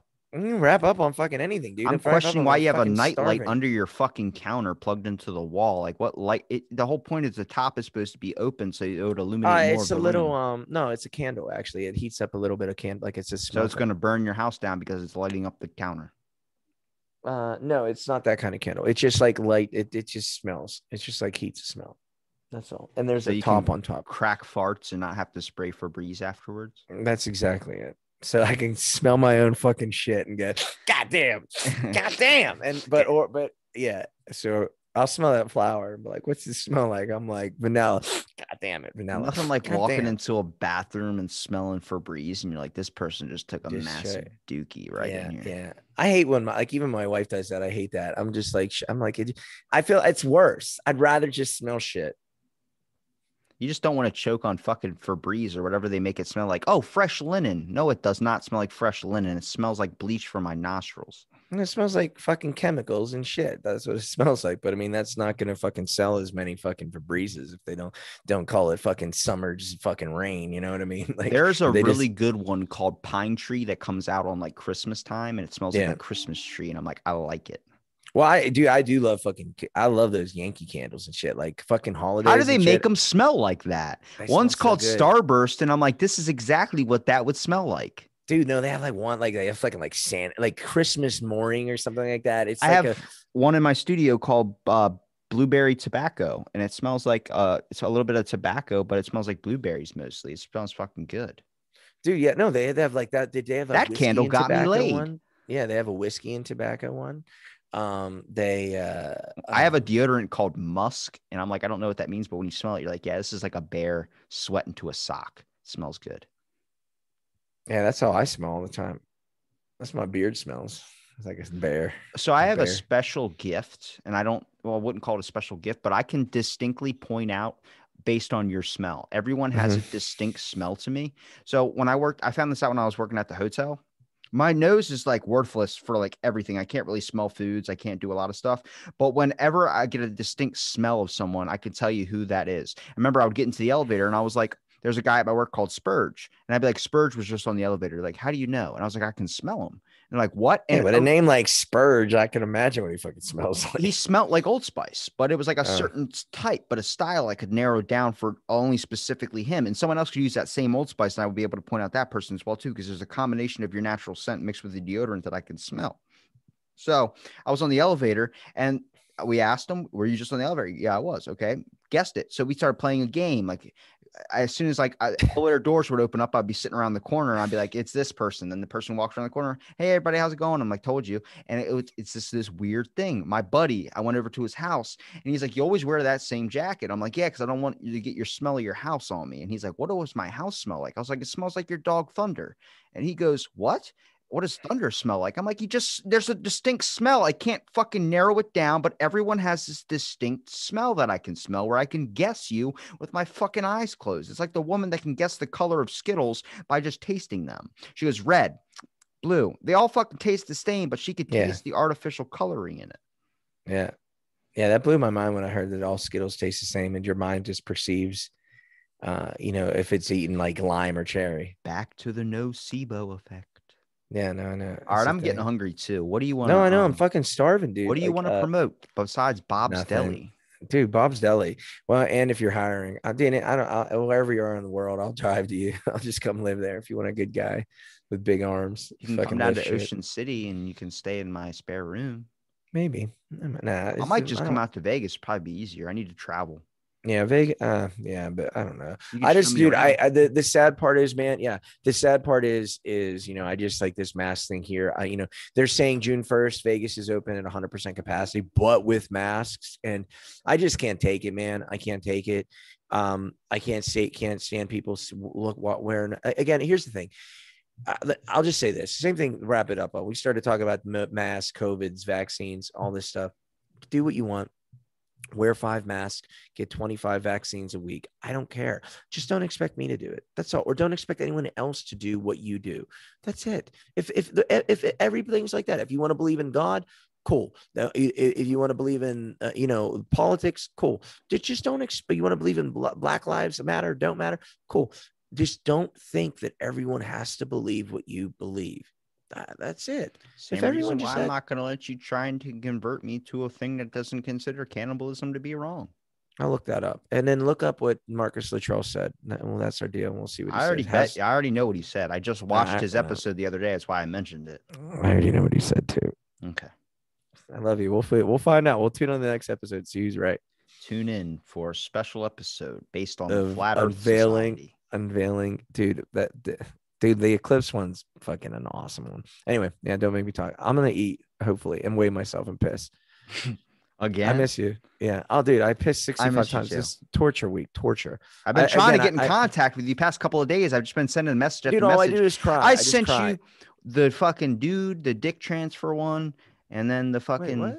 the John Hopkins did the first dick transplant, but they didn't transfer the balls in fear that it would produce that person's kid. So it would be ethically wrong.